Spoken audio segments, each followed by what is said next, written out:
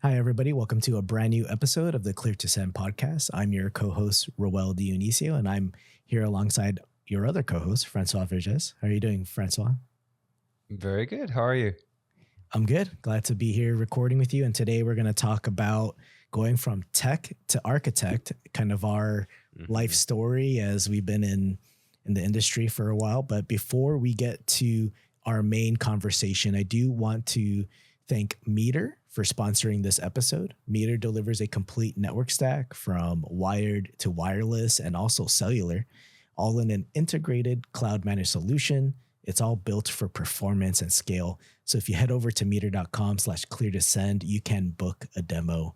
So I think that's pretty neat. And really want to thank everyone for joining us here. If you're watching this or checking it out on YouTube, thank you for tuning in and checking out the episode. This is more of a career type episode where we can offer some of our tips based on our experiences. We both have two different perspectives on how we've grown our IT career. And what do you think, Francois? How should we tackle this first? Maybe from the beginning? Yeah, I guess we can talk about our personal experiences and then, maybe talk about what we've learned along the way and provide some tips to some people who may want to become, maybe a Wi-Fi architect one day. I can start with my journey if you want, because I went to school. Yeah, I went to school in France. I did university over there. And when you want to become an engineer in France, you go through you go to engineering school. You don't necessarily go to university. You go to engineering school, and it lasts for 5 years. And at the end, at the end of the process, the 2 last years, you specialize in one specific domain that you want to eventually work in. And for me, it was network and telecommunications. So when I finished my studies, when you finish, you become an engineer pretty much, and you start working on it as an engineer. And before you graduate, you have to do an internship. It's a 6-month internship. And for me, I did an internship working in a team that was supporting a large network. So I was not doing wireless at the time. I was doing switching for the most part, and we were supporting a really big network with hundreds of switches, maybe thousands of switches, and I was part of the support team. And then it was really interesting for me because it was a lot of hands-on work where we had to go into switches and do some troubleshooting or reconfiguration of some switches. And my studies were very theoretical, so we didn't do a lot of practice.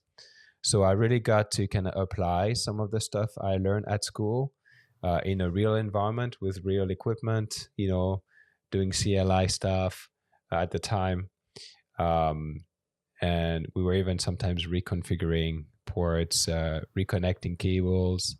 And then we were also working with the project team that was implementing new networks. So, when the project team was implementing a new network, upgrading one, opening a new site, they would come to us and they would tell us, oh, you have a new site here. Now it's your time to support it. And so it kind of helped me to work with, incident, take care of what you have to do, take care of the communications with the people having the issues on the other end, maybe call a third-party provider. For us, we were working a lot with the one provider. They had like a big MPLS network at the time. And so that kind of taught me all of this, which was very good for me. I really enjoyed that experience. Even though when you study to be an engineer, the first thing you think about is, I want to be an architect, or I want to work for a vendor. And no one wants to do, the tech work. You want like the big job right away. You want to be an architect. But for me, what I did during my internship was very I kind of see it as part of my learning experience as well. It complemented very nicely what I did at school. And then when I finished my internship, I actually, the customer I was working with, they wanted to keep me in their team, and they moved me to the project team. So instead of being supporting the solutions, that was working on new projects. And at the time, I was doing more security stuff. I was doing VPNs and firewalling, upgrading firewalls. um, but having that, experience, that support experience, was really good, because I understood that part of the work. And now, when you talk to people and they say, oh, it's everyone blames the Wi-Fi, and it's not necessarily the Wi-Fi. So I totally understand this, because I've been there. You receive a ticket that says disconnection. It's a screenshot from an application that says disconnection issue, and then all of a sudden it's your problem, and you have to prove that it's not your problem. So it was a really good experience, and you can relate to a lot of what other people do. And then if one day you become an architect, then you can better talk to these teams. You understand what they go through. So for me, it was a really good experience. Yeah, so that's how I started. Why don't you share, Roel, how you started? Yeah, I started. I wasn't in IT right away. So when I was in school, I actually went to ITT Tech, which no longer exists. So I feel like I don't have a degree anymore because the school doesn't exist. But but during like the latter part of my time at ITT, I was trying to find a job in tech, and it was just one of those things you run into where you try to get in, but you need experience to get in, right? It's one of those, it's a chicken and egg.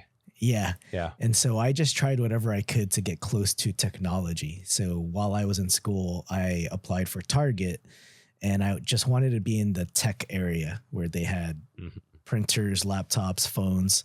And so I just took that time to be around tech. And eventually I got into a store that sold computer parts. And that was the next kind of how I can get closer to tech. Because at the time I thought I just wanted to build computers. And so I thought that was cool. And building computers was a thing like way back then, many, many years ago. I mean, people still build computers, but not to the extent of how it was before.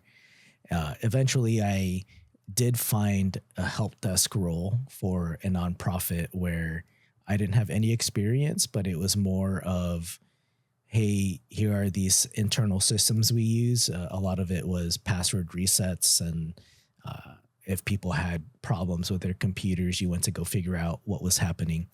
And what I learned from there was really the technology that the company was using. You get to understand Windows. We were using Windows environments, and Outlook. Outlook was still very much used then. People had issues with Outlook even way back then. And password resets are still a problem. And so I understood how people at the time, I didn't know, but I was understanding how people ran into problems and what were the common issues and what was the language they would use. So I got pretty good at a process where we did troubleshooting. Eventually I found my way to another support role where we still built computers, but there was a lot of applications that were being installed, still a lot of troubleshooting. So very much help desk type role. At this time, this is when I learned that I wanted to become a systems administrator, because I was around people who manage servers, Windows servers, Linux servers. And I really thought Linux was awesome back then. You know, like Linux people, administrators tend to have this higher status over Windows people because they somehow did a lot of command line and things that weren't fully documented anywhere. And so I always hung out with the systems administrators, try to inch my way in there. One thing that I learned along the way is if you really want to get the experience, you have to put yourself forward to the person there and say, hey, what can I do to help you? Like if you're busy, can I do something that maybe is a small task and help you, get something done? And so that's when certain things got handed to me, where it was like, hey, we have this physical server that needs to be racked. Go ahead and rack this over here. And so I started touching server hardware. rather than computers and started racking them, understanding how to connect them and get them accessible on the network.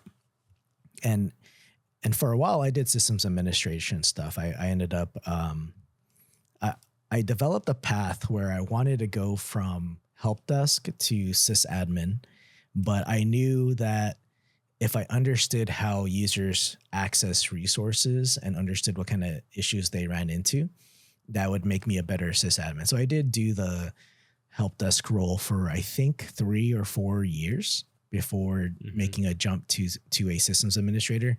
The nonprofit that I left ended up needing a systems administrator.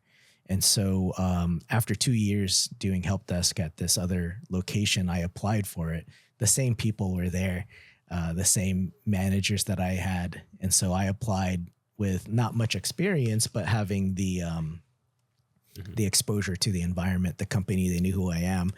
And so they ended up hiring me. And one of the tips I have for people there is when you leave, you probably most likely don't want to burn a bridge somewhere. That way, when you end up communicating with some of these people again, because it could be a very small world and you never know when somebody goes and works for another company and that's the company you want to work for, the position you want, that you never know, you might have to talk to them again. Yeah. And unless so you know, you other absolutely. Go ahead. I was going to say it works the other way around as well. Mm-hmm. The person you might hire today might be your boss tomorrow. Right. So be very selective. Just be I nice guess. with everyone. Be very nice, unless you know you don't want to work with that person ever again. I mean, it's a very short list of people who I would never work with again. So I wouldn't mind cutting them off. But going nice goes a very long way, because these same people that I worked with at this nonprofit, as I became a systems administrator, they ended up becoming a client of mine many, many years later, but at a different organization. So that's why you maintain these relationships. So as you continue your career, and with the power of LinkedIn, just keep in touch with people, always message them, you don't have to message them like every week or every day, but every once in a while, just touch base, meet up for coffee or something, or maybe meet them up at these conferences. And you never know what kind of opportunities will arise from that. But where I'm coming from is I started at the very bottom, right? It's like in the restaurant industry. You start off by washing dishes and you work your way up. And so I took a very deliberate path going from help desk to sysadmin, and then I became an IT manager and then a network engineer after that. So I've kind of been in different roles and have seen different parts of the IT landscape, from support to systems administration to network administration, IT management. But it all are different. They're all different pieces that I put together that makes me like a much better, well-rounded person for the role.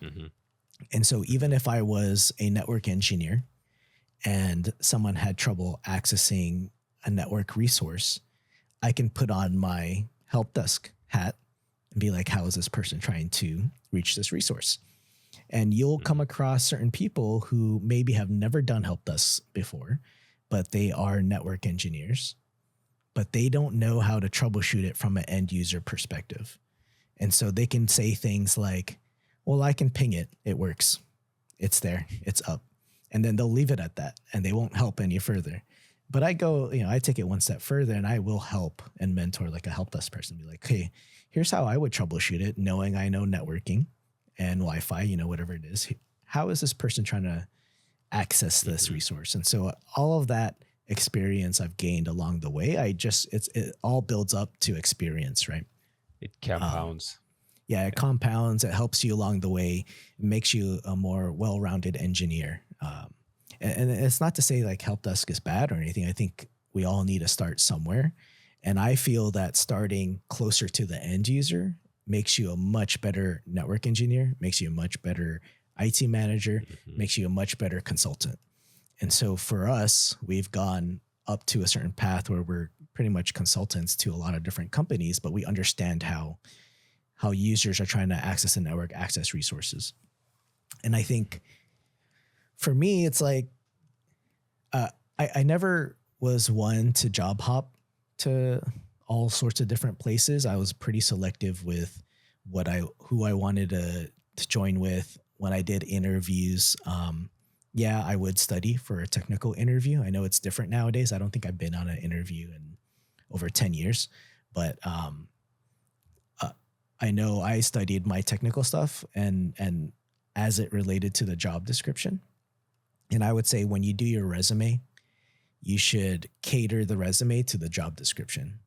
And I think that would help you stand out a lot more, because if you're just keeping the same resume and applying to a whole bunch of different jobs, removing some stuff would actually help. So for example, when I was a sysadmin and I was applying for network engineer roles, I still had Microsoft SharePoint on my resume, and I wouldn't get selected because I had too many systems administration bullets for a role that is a network engineer. So what I did is I would just remove all the system administration stuff and update it with just network engineering projects. And so I would just highlight those. And that ended up getting me interviews at places for network engineering. I mean, some of them I failed because I wasn't as good as I was back then, but you learn from that. And I think what I did too is I try to stand out when I applied at different jobs. So I would actually bring thank you cards with me.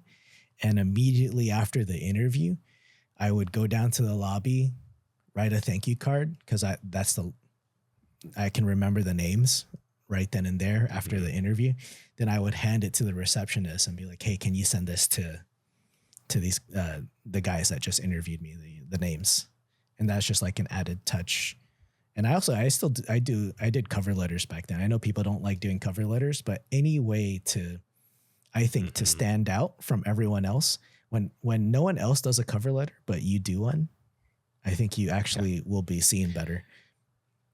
And it's because I've been on the other side of the spectrum hiring people now. What you're saying is so true. And even though today we do interviews over the internet, but just sending a quick email, saying thank you for your time. I really appreciate it. I'm really interested in working with you. It takes you 10 seconds. And I can tell you, I thought everyone would do that, it's because that's what I would do. But I can tell you, not everyone does this.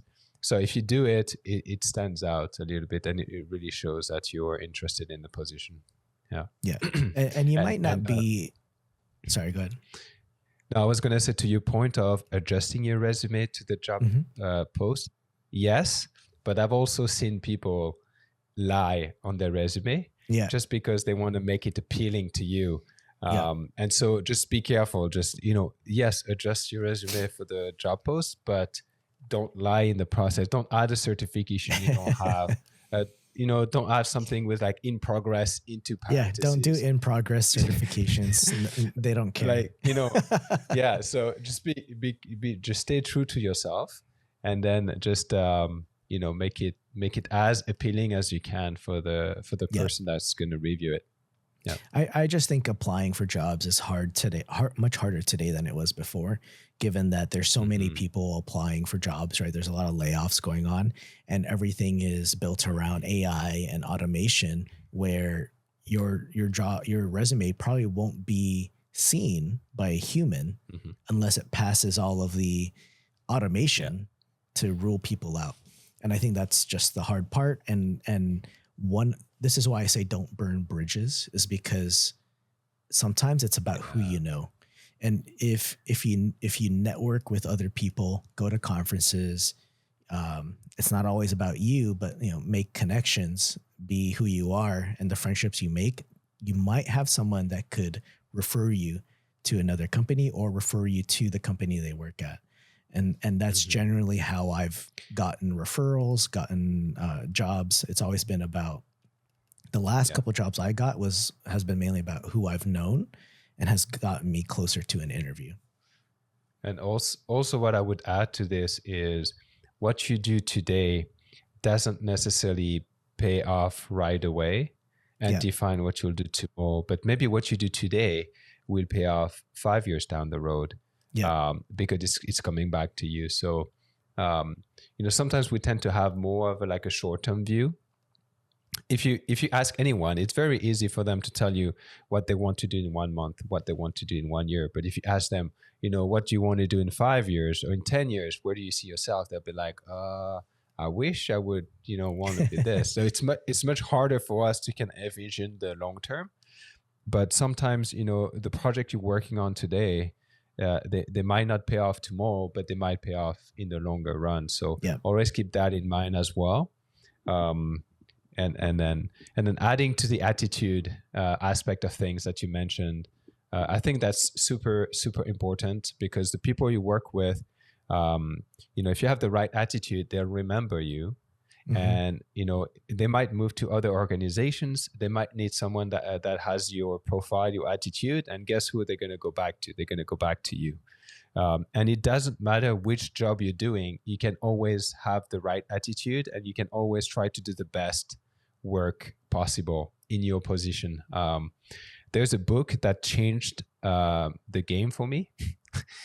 That's a stupid sentence, I realized as I was saying it, but a really important book that for me, and I give it to all of the people that I work with. It's called The Leader Without a Title.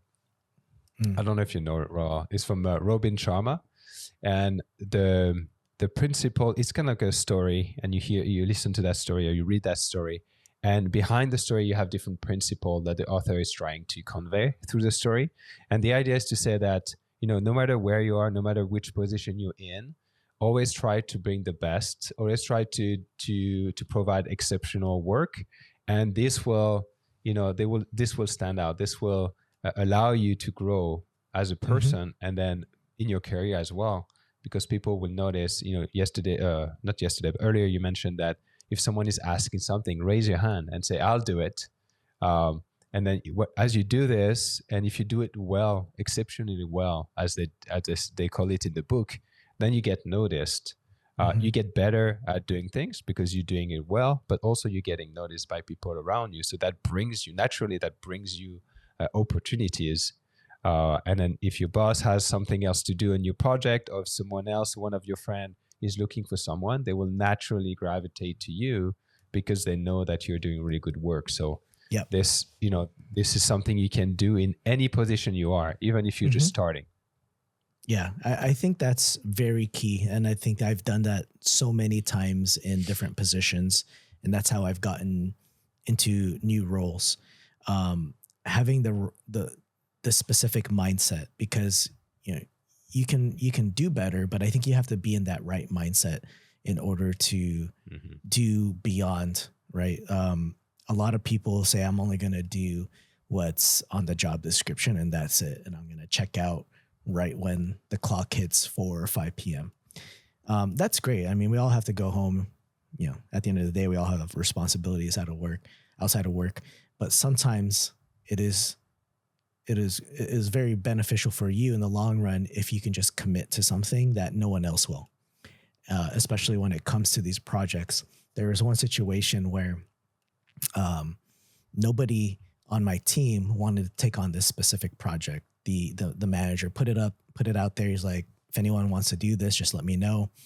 And I'm just looking around the room going, well, nobody wants to do it. They're all they don't want to pick up a new technology, or, they just don't feel like doing a lot of work. So afterwards I just said, I'll do it. I'll figure it out. And it wasn't any technology I had ever worked on.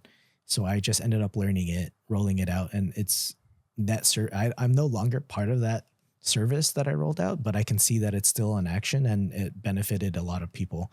And I feel like that project helped me move up in reliability amongst many team members outside of our direct team, but like outside of our team. So it like got the eye of directors and other people outside of our group, to the point where I did that for multiple projects, and people outside of our group would only want to work with me on projects that were different, that they weren't the standard templated type of projects. Like these were very special engagements or with very high value people.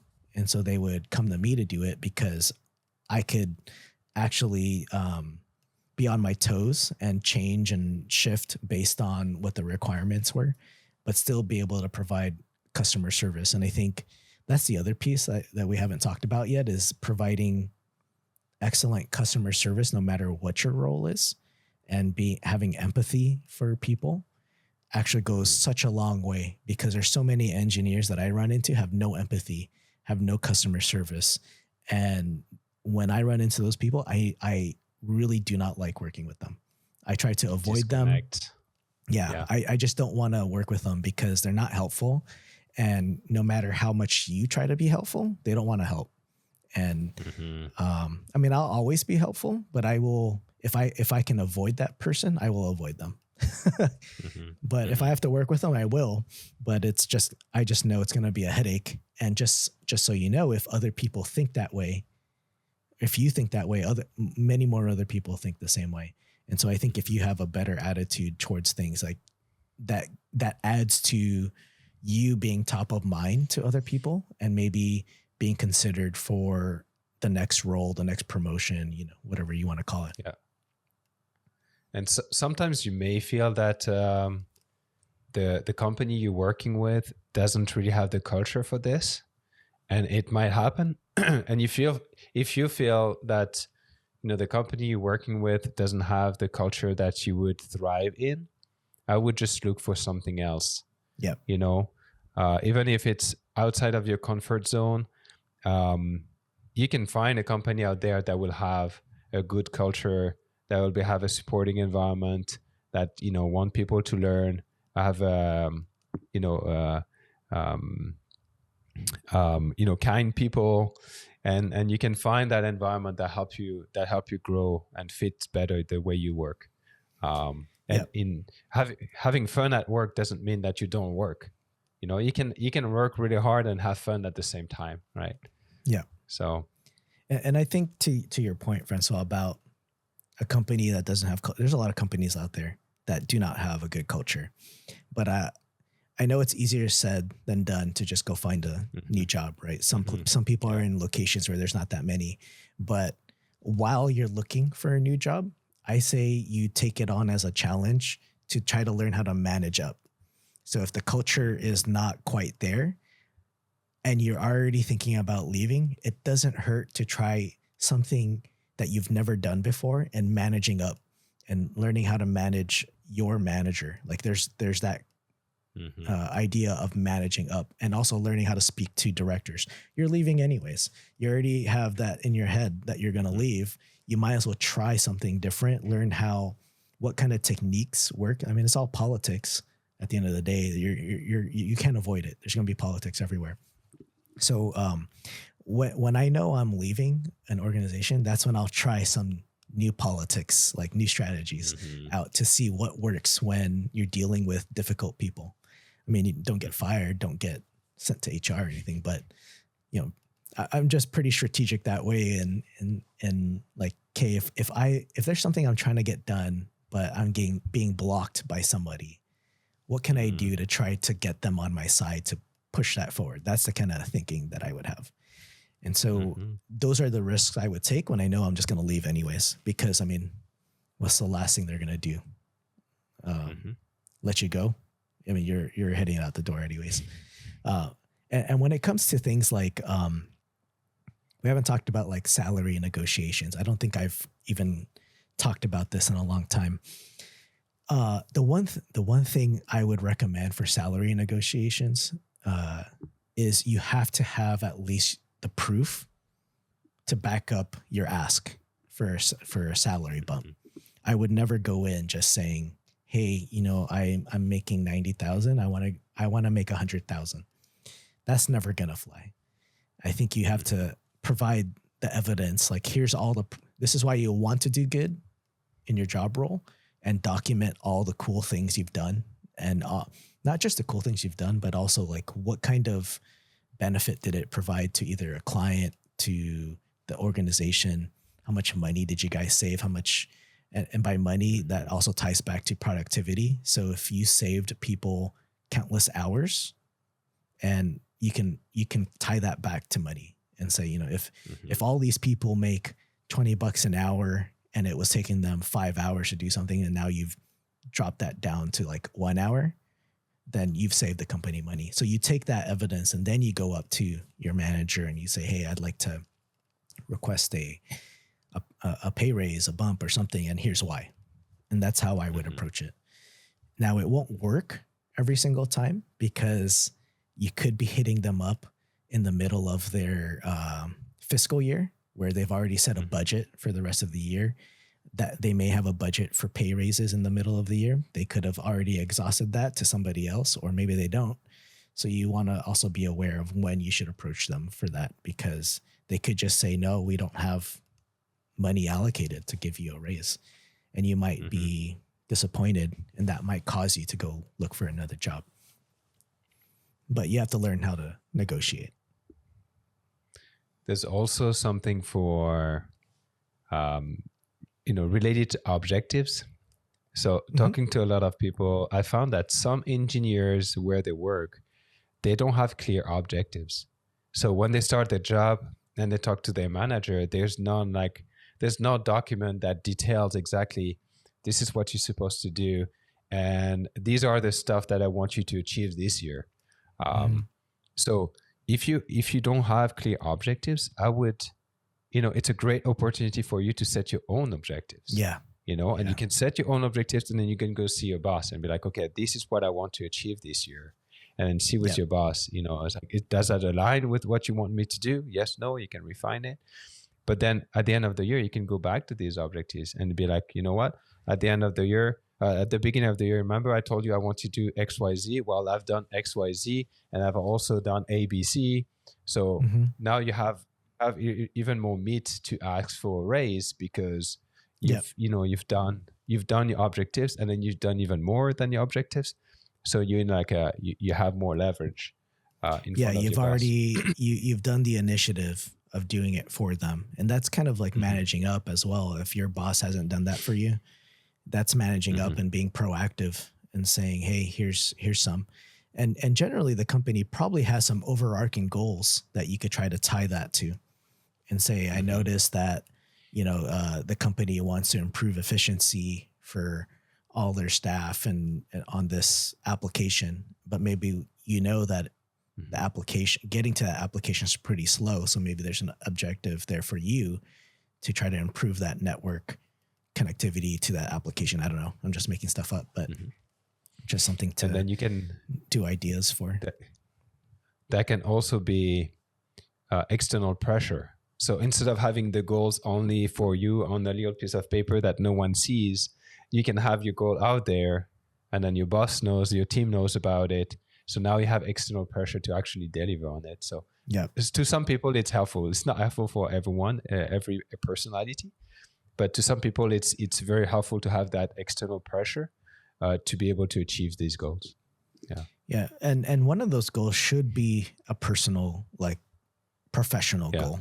It doesn't have to be all organizational goals. So if one of those goals at your organization is to get a certification because you work with all of the specific vendor gear, then that could be a professional goal just for yourself to try to achieve within 1 year. And that allows you to be, more well-versed in that technology for that vendor stack. And that's beneficial for the organization. And as a manager, looking for personal goals is very eye-opening, because you can see what your employee is interested in, and then you can try to take that into consideration in your management. So if let's say you have a network engineer that works with you, and then he tells you, my personal goal is to study for my CWNA. So it's like, oh, okay, this guy's interested in Wi-Fi. Maybe I should give him more Wi-Fi. So that can really help you to gauge what the interest is. And if you're a manager, I would encourage these, because you can make your employee better, like I guess happier, because they're doing stuff they enjoy doing, and plus you can help them to guide their career in the right direction, because you have a better idea of what they're interested in. Yeah, and when you get these certifications, they're just be aware that there's no expectation that you would get a salary increase the moment you get the certification, because a certification is just something you learned to pass a test, but it doesn't necessarily mean you're going to be taking all of what you've learned and implementing it at your organization. So for example, if I was taking a certification, a vendor certification, and a lot of, OSPF in it, but we don't use OSPF in my organization, like there's not a big upside there. And so what you want to do is get the certification and then take what you've learned, the different pieces of within that certification, and put it to use at the organization. Then later down the road, you can use that to try to get a salary increase. But I do want to caution people into not getting every single certification under the sun. I see people who say, okay, I'm going to get, my Network Plus. Okay, now I'm going to go get a ServiceNow certification. All right, now I'm going to get a Wi-Fi certification. Now I'm going to get a Microsoft. Like all these certifications scatter across all sorts of different technologies. And when you put that on your resume, and I see all sorts of certifications, but you're applying for, I don't know, a Wi-Fi role, like a lot of times, just remember you're being compared to other people who submit their resume. So if I see someone who's got every certification under the sun, but I also see another guy who's only got Wi-Fi certifications, guess which person I'm going to probably look into more is the one that fills the exact role. Because you've gone for more of breadth of everything, and you don't really have a focus. So it's okay to leave off certifications. Yes, you have them, but leave them off on a resume when you go apply for a certain role. Like if you're applying for a network engineering role, just leave off the Microsoft certs. It's not gonna matter unless the role says you have to know Microsoft then.